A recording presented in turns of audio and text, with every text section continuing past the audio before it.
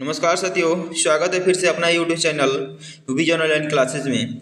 हम आशा करते हैं कि आपकी बिहार डीएलएड की परीक्षा की तैयारी काफ़ी मस्त और ज़बरदस्त तरीके से चल रही होगी। आज सामाजिक विज्ञान का एक प्रैक्टिस सेट 7 होगा। इसके पहले हम 6 प्रैक्टिस सेट करा चुके हैं, जो चैनल के प्ले लिस्ट में होगा। वहाँ से जाकर आप वीडियो को देख सकते हैं। काफ़ी मस्त और ज़बरदस्त तरीके से प्रैक्टिस सेट कराए हैं। पढ़े वहीं जो एग्जाम में पूछा जाए। तो चलिए आज के सेशन को स्टार्ट करने से पहले अगर आप मेरे चैनल को सब्सक्राइब नहीं किए हैं तो प्लीज़ चैनल को जरूर सब्सक्राइब कर लीजिएगा। डेली शाम को 5 बजे हम एक सामाजिक विज्ञान का प्रैक्टिस सेट चला रहे हैं और 7:30 बजे रात को हम हिंदी का प्रैक्टिस सेट चला रहे हैं। तो चलिए सेशन को स्टार्ट करते हैं। क्वेश्चन की तरफ बढ़ते हैं। क्वेश्चन नंबर पहला कह रहा है, सिंधु सभ्यता की सबसे महत्वपूर्ण विशेषता क्या है। तो आपको बताना है सिंधु सभ्यता में सबसे महत्वपूर्ण विशेषता क्या थी। तो पक्की ईंट से बनी इमारत की प्रथम असली मेहराब की पूजा स्थल की कला और वास्तुकला। तो चलिए क्वेश्चन नंबर 1 कैंसिल लगाइए, क्या होगा इस क्वेश्चन का सही जवाब। और अपना स्कोर बताइएगा, 20 में से आपका स्कोर कितना आ रहा है। और हम जितने भी प्रैक्टिस सेट कराए हैं और कराएंगे वह प्रैक्टिस सेट आप जरूर 1 से 2 बार रिवीजन कर लीजिएगा। इससे बाहर क्वेश्चन कहीं नहीं आएगा। बस इसी में से जितना भी क्वेश्चन आएगा इसी में से आएगा। तो चलिए क्वेश्चन नंबर 1 का आंसर होने वाला है ऑप्शन नंबर ए इजे करेक्ट हो जाएगा, यानी पक्की ईंट से बनी इमारत। ए इजे करेक्ट हो जाएगा। सिंधु सभ्यता की सबसे महत्वपूर्ण विशेषता क्या थी, तो वहाँ पक्की ईंट से बनी इमारत थी। तो ए इजे करेक्ट हो जाएगा।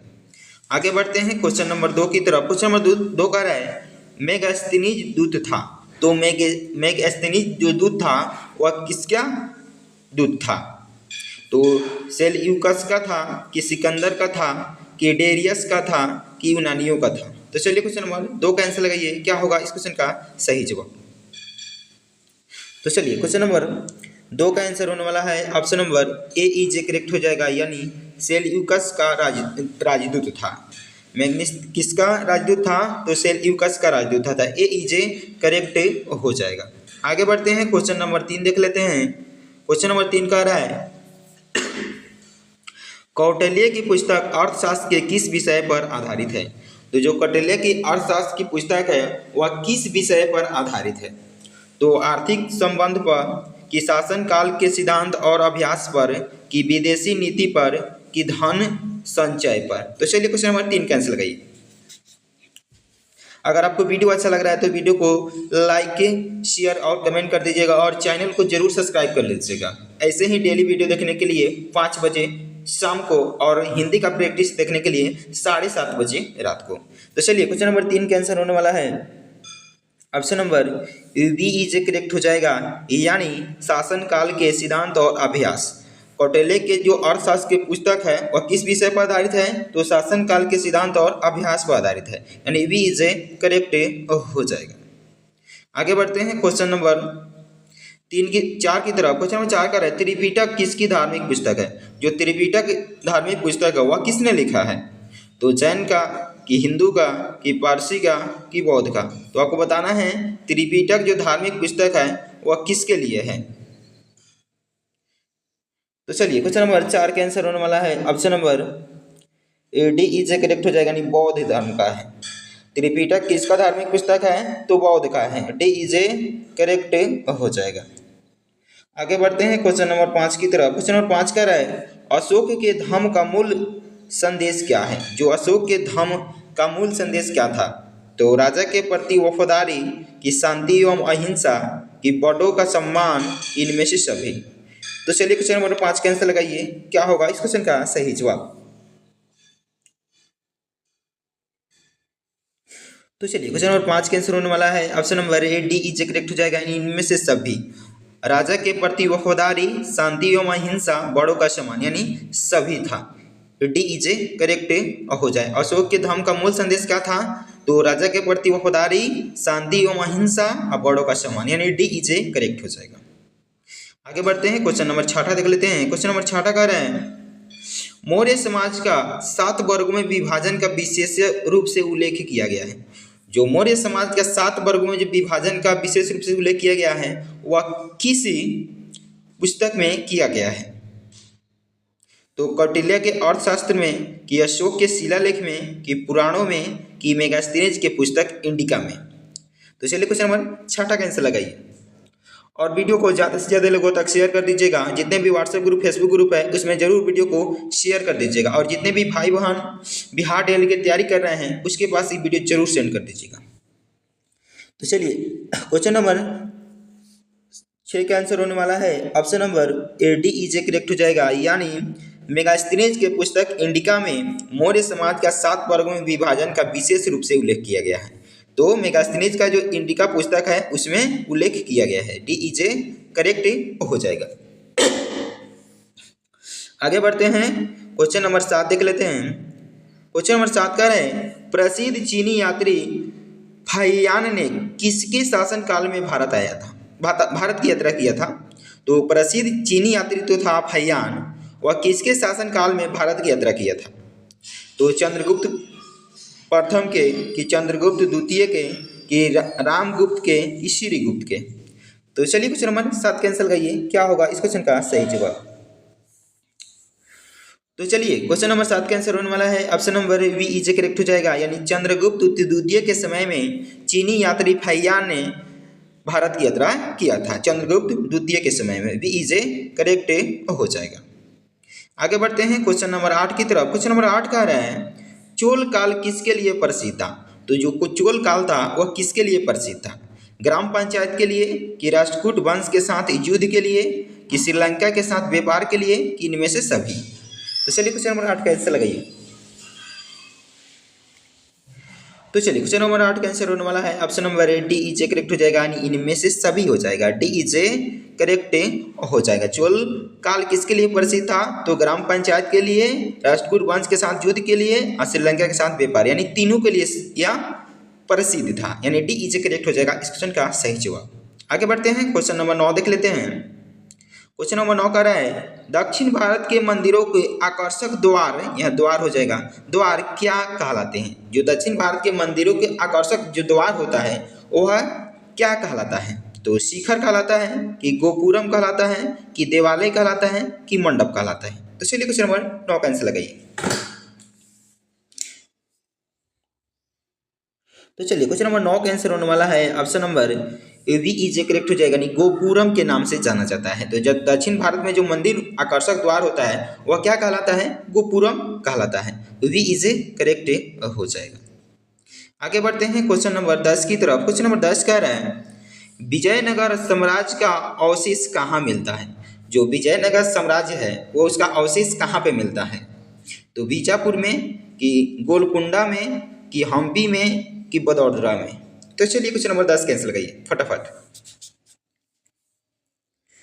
तो चलिए क्वेश्चन नंबर 10 का आंसर होने वाला है ऑप्शन नंबर CEJ करेक्ट हो जाएगा। नहीं, हम्पी में मिलता है।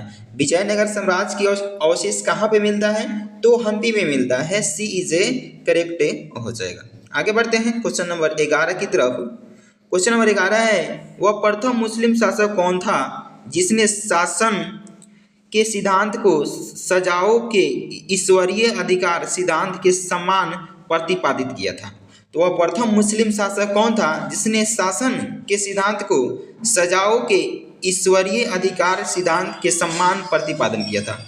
तो ऐबक था, कि इल्तुतमिश था, कि बलबन था, कि अलाउद्दीन खिलजी था। तो चलिए क्वेश्चन नंबर 11 कैंसिल लगाइए, क्या होगा इस क्वेश्चन का सही जवाब। तो चलिए क्वेश्चन नंबर 11 का आंसर होने वाला है ऑप्शन नंबर CEJ करेक्ट हो जाएगा। नहीं, बलबन हो जाएगा। CEJ करेक्ट हो जाएगा। तो कौन सा मुस्लिम शासक था, तो बलबन था। CEJ करेक्ट हो जाएगा। आगे बढ़ते हैं क्वेश्चन नंबर 12 देख लेते हैं। क्वेश्चन नंबर 12 का है, भारत में कागज का प्रयोग कब से प्रारंभ हुआ। मस्ट VVI क्वेश्चन है, लिख लीजिएगा VVI में। भारत में कागज का प्रयोग कब से प्रारंभ हुआ। तो 12वीं शताब्दी से, कि 13वीं शताब्दी से, कि 14वीं शताब्दी से, कि 15वीं शताब्दी से। तो चलिए क्वेश्चन नंबर 12 कैंसिल लगाइए, क्या होगा इस क्वेश्चन का सही जवाब।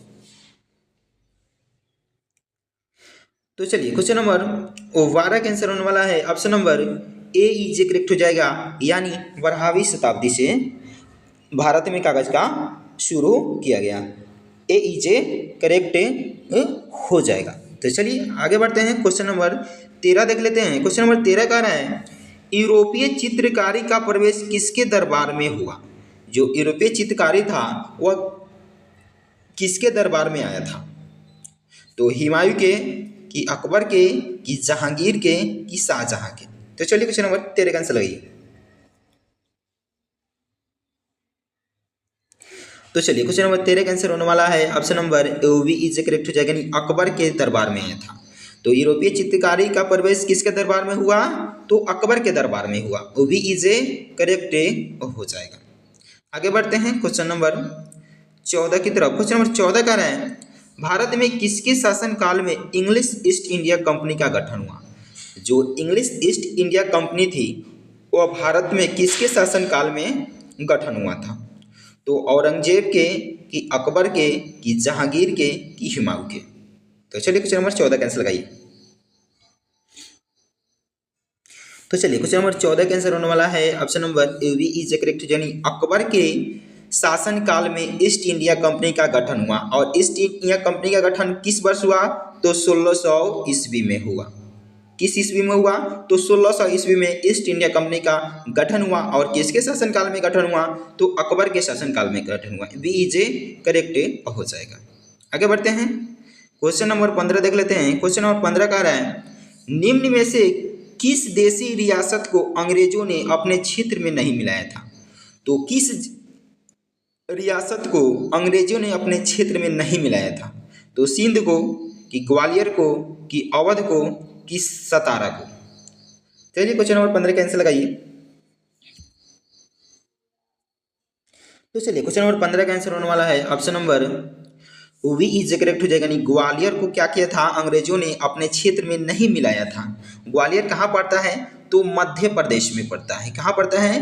मध्य प्रदेश में ग्वालियर पड़ता है। वी इज करेक्ट हो जाएगा इस क्वेश्चन का सही जवाब। अंग्रेजों ने अपने क्षेत्र में कौन सा रियासत को नहीं मिलाया था? तो ग्वालियर को नहीं मिलाया था। ग्वालियर कहाँ पड़ता है? तो मध्य प्रदेश में पड़ता है। आगे बढ़ते हैं क्वेश्चन नंबर 16 देख लेते हैं। क्वेश्चन नंबर 16 कह रहे हैं निम्नलिखित में से कौन सी फसल बाजरे ग्रुप का नहीं है? तो आपको बताना है ऐसी कौन सी फसल है जिसमें बाजरे ग्रुप का नहीं है। तो ज्वार, कि मक्का, कि रागी, कि बाजरा? तो चलिए क्वेश्चन नंबर 16 कैंसिल लगाइए। क्या होगा इस क्वेश्चन का सही जवाब? तो चलिए क्वेश्चन नंबर 16 का आंसर होने वाला है option number B is correct हो जाएगा। मक्का जो है बाजरे ग्रुप का नहीं है, वो भी इज करेक्ट हो जाएगा। बाकी ज्वार, रागी, बाजरा ये सब क्या है? बाजरे ग्रुप का है, लेकिन मक्का क्या है? बाजरे ग्रुप का नहीं है। वी इज करेक्ट हो जाएगा इस क्वेश्चन का सही जवाब। आगे बढ़ते हैं क्वेश्चन नंबर 17 देख लेते हैं। क्वेश्चन नंबर 17 का है भारत में रेल परिचालन की शुरुआत कब हुई थी? यानी भारत में रेल सबसे पहले कब चली थी? तो 1835 में, कि 1843 में, कि 1853 में, कि 1953 में? तो चलिए क्वेश्चन नंबर 17 का आंसर लगाइए आप लोग। क्या होगा इस क्वेश्चन का सही जवाब? मस्ट भी क्वेश्चन है 17। तो चलिए क्वेश्चन नंबर 17 का आंसर होने वाला है option number A C is correct हो जाएगा, यानी 1853 में भारत में रेल सबसे पहले कब चली? तो 1853 में भारत में चली। और कहाँ से कहाँ तक चली? तो मुंबई से थाने तक चली। मुंबई से थाने तक चली थी पहली रेल। कब चली? तो 1853 में। और कहाँ से कहाँ तक चली? तो मुंबई से थाने तक चली थी, यानी सी इज करेक्ट हो जाएगा इस क्वेश्चन का सही जवाब। आगे बढ़ते हैं क्वेश्चन नंबर 18 देख लेते हैं। क्वेश्चन नंबर 18 कह रहा है राज्य पुनर्गठन आयोग की स्थापना कब की गई? तो आपको बताना है राज्य पुनर्गठन आयोग की स्थापना किस वर्ष की गई? ये भी मस्ट भी क्वेश्चन है। 1953 में, 1954 में, 1955 में, 1956 में? तो चलिए क्वेश्चन नंबर 18 का आंसर लगाइए। क्या हो जाएगा इस क्वेश्चन का सही जवाब? राज्य पुनर्गठन आयोग की स्थापना किस वर्ष की गई थी? तो चलिए क्वेश्चन नंबर 18 का आंसर होने वाला है option number A is correct हो जाएगा, 1953 में की गई थी। तो आपको याद कर लेना है राज्य पुनर्गठन आयोग की स्थापना कब की गई थी? तो 1953 में। भारत में रेल की शुरुआत कब की गई थी? तो 1853 में। 1853 में भारत में रेल परिचालन की शुरुआत की गई। और राज्य पुनर्गठन आयोग की स्थापना कब की गई थी? 1953 में। लगता है। आगे बढ़ते हैं क्वेश्चन नंबर 19 देख लेते हैं। नाजी नाजी पार्टी का प्रतीक चिन्ह क्या था? तो आपको बताना है जो नाजी पार्टी था उसका प्रतीक चिन्ह क्या क्या था। तो लाल झंडा था कि वास्तिक था कि ब्लैक शॉट था कि कबूतर था। तो चलिए क्वेश्चन नंबर 19 का आंसर लगाइए, क्या होगा इस क्वेश्चन का सही जवाब। नाजी पार्टी का प्रतीक चिन्ह क्या था? तो चलिए क्वेश्चन नंबर 19 का आंसर होने वाला है option number B is a correct हो जाएगा, यानी स्वास्तिक चिन्ह था, स्वास्तिक चिन्ह था, वो भी इज ए करेक्ट हो जाएगा। मस्ट भी क्वेश्चन है। चलिए आगे बढ़ते हैं क्वेश्चन नंबर 20 का। आज का ये प्रैक्टिस सेट का लास्ट क्वेश्चन होगा और अपना स्कोर बताइएगा, आपका स्कोर 20 में से कितना स्कोर आया है। भारत के संविधान में निम्नलिखित में से कौन समानता के अधिकार में शामिल नहीं है? तो आपको बताना है भारत के जो संविधान है उसमें समानता के अधिकार में शामिल नहीं है। कौन शामिल नहीं है? तो कानून के समक्ष समानता की, अस्पृश्यता का उन्मूलन की, रोजगार के अवसर की समानता की, आर्थिक बराबरी।